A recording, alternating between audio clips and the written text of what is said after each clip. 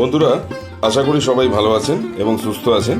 আজকে আবার একটা নতুন রেসিপি নিয়ে আপনাদের সামনে হাজির হয়েছি। সামনেই সরস্বতী পুজো, বুঝতেই পারছেন কোন রেসিপির কথা বলতে চলেছি আজকে। চলুন দেখে নিই প্রথমে কি কি জিনিস দিয়ে এটা বানানো হবে। প্রথমেই হচ্ছে অল্প করে আমি শীষ পালং নিয়ে নিয়েছি।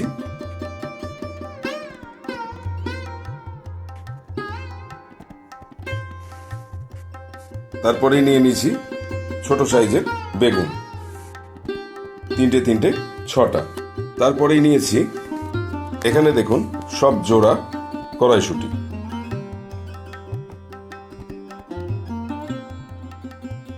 এখানেও 6টা কড়াইশুঁটি নেওয়া হয়েছে, টোটাল 3 জোড়া।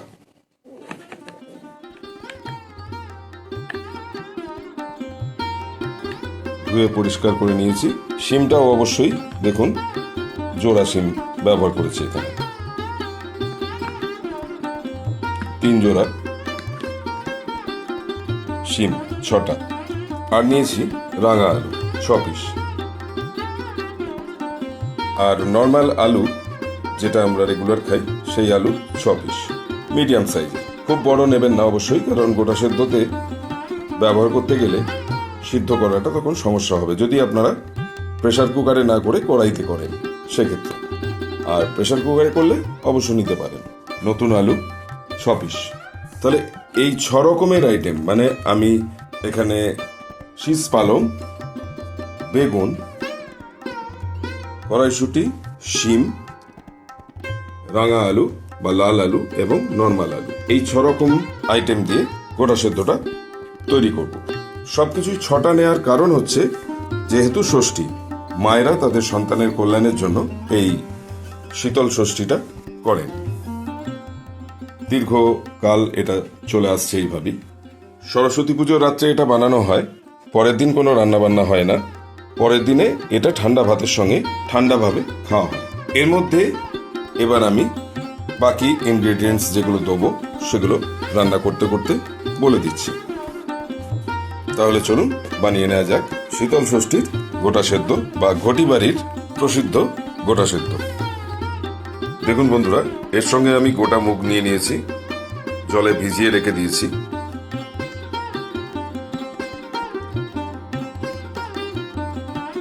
সঙ্গে নিয়েছি বরবটি কলাই, এটাকেও জলে ভিজিয়ে রেখেছি। আর তার সঙ্গে আছে কাঁচা ছোলা, সেটাকেও ভিজিয়ে রেখেছি। আর সঙ্গে থাকছে নুন পরিমাণ মতো, আর 2 চামচ মতো চিনি। এটা অবশ্যই লাগবে, কারণ টেস্টটাকে খুব সুন্দর ব্যালেন্স করে দেয় চিনিটা। আর থাকছে সর্ষের তেল, এটাও অবশ্যই লাগছে। দেখুন বন্ধুরা, আমি একটা প্রেসার কুকার নিয়ে নিয়েছি। এরপরে প্রেসার কুকারের মধ্যে দিয়ে দিচ্ছি বেশ কিছুটা সর্ষের তেল, 3 থেকে 4 টেবিল চামচ মতো সর্ষের তেল দিলেই হবে। এই তেলটা আমি গোটা রান্নাটাতেই ব্যবহার করব।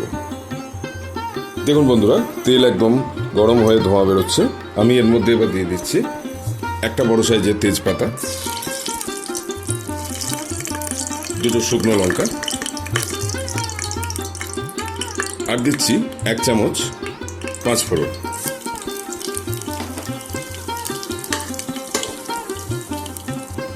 প্রথমে দিয়ে দিচ্ছি আলুগুলো, 6টা আলু আমি এখানে দিয়ে দিচ্ছি।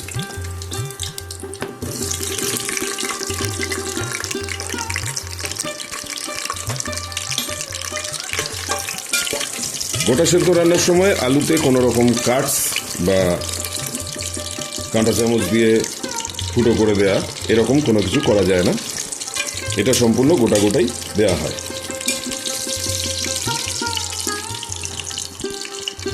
সঙ্গে দিয়ে দিচ্ছি 6 পিস রাঙা আলু।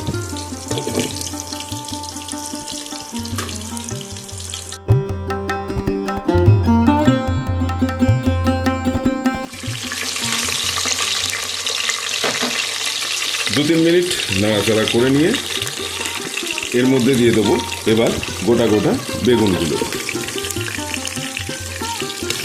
বেগুনটা এই জন্যেই ছোট সাইজের নিতে পারলে খুব ভালো। সঙ্গে দিয়ে দেবো জোড়া শিম, 3 জোড়া।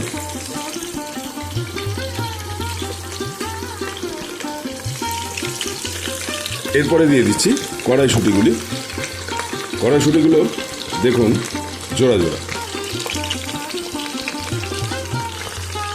এই সময় বাজারে এগুলো পাওয়া যায়, খুব সুন্দর লাগে এটা। আর দিয়ে দিচ্ছি শীষ পালং।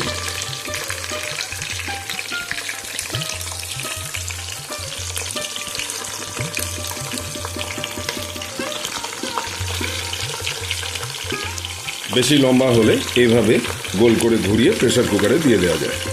আপনারা এটা কড়াইতেও রান্না করতে পারেন। সবথেকে ভালো হতো আগেকার দিনের মতো যদি মাটির উনুনে একদম সমস্ত রান্নাবান্নার পর যে শেষ আঁচটা থাকে, ধিমে আঁচটা, সেই ধিমে আঁচে বসিয়ে রেখে এটা অনেকক্ষণ ধরে ঢাকা চাপা দিয়ে রান্নাটা করা হতো। অসাধারণ টেস্টটাও আসতো। মাটির উনুনের আঁচে রান্না হলে যে গন্ধটা আসে সেটা খুব সুন্দর লাগে। তো সেটা এক্ষেত্রে এখন যেহেতু আমরা প্রেসার কুকারে করছি সম্ভব হচ্ছে না, তাই আপনারা চাইলে ওইভাবে করতে পারেন। তবে এক্ষেত্রে সিদ্ধটা একটু বুঝে করতে হবে, যেন গলে না যায়। গলে গেলে কিন্তু গোটা সেদ্ধর আসল মজাটাই নষ্ট হয়ে যায়। তাহলে চলুন এরপরে এর মধ্যে দিয়ে দিচ্ছি জল সমেত বরবটি কলাই, যেটা ভিজিয়েছিলাম সেটাই দিয়ে দিচ্ছি এর মধ্যে।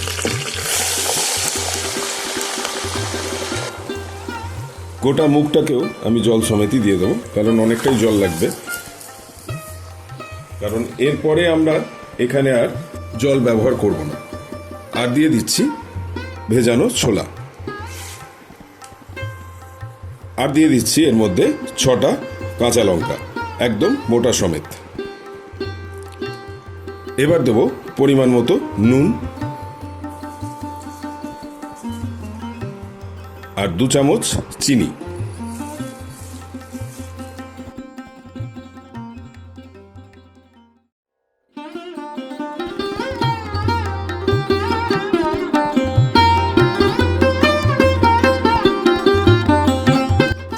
অসাধারণ খেতে হয় এটা, এবং শরীরের পক্ষেও খুব ভালো, খুব স্বাস্থ্যকর একটা রেসিপি। এই সময়টাতে অবশ্যই বাড়িতে বানিয়ে খেয়ে দেখতে পারেন। সবসময় যে সব কিছু পুজো আচ্চার সঙ্গে লিঙ্ক থাকবে এমন নয়, আপনারা সারা বছরই এটা খেতে পারেন। তবে হ্যাঁ, শীতকালের দিকে করলে এই সময়টাতে সবজিগুলো খুব সুন্দর সুন্দর পাওয়া যায়। সারা বছরে সেটা সম্ভব হয় না। যদি স্বাস্থ্যর কথা চিন্তা করেন তার জন্য বললাম। আর পুজো আচ্চার দিক থেকে যদি ধরেন তাহলে তো এই সময়ে এটা অবশ্যই করা যেতে পারে। সরস্বতী পুজোর রাত্রিরে বানিয়ে পরের দিন শীতল ষষ্ঠীতে এটা খাওয়া হয় একদম ঠান্ডা ভাতের সঙ্গে, ঠান্ডাভাবে। ওই দিনে কোনো রান্নাবান্না হয় না। তাহলে চলুন এবার প্রেসার কুকারটা বন্ধ করে দিতে হবে, ঢাকাটা দিয়ে একটা সিটি মেরেই ফিরে আসছি। এবারে প্রেসার কুকারের ঢাকাটা বন্ধ করে দিচ্ছি। একটা সিটি মারার পর ফিরে আসছি। তাহলে বন্ধুরা, একটা সিটি মারার পর ফিরে এলাম। চলুন দেখে নেওয়া যাক।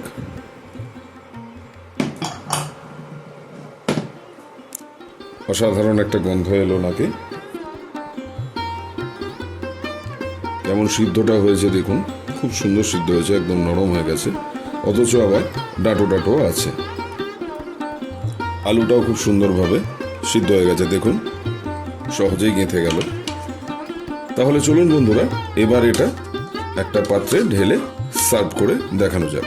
নুনটা এই সময় টেস্ট করে একবার দেখে নিতে হবে ঠিক আছে কিনা।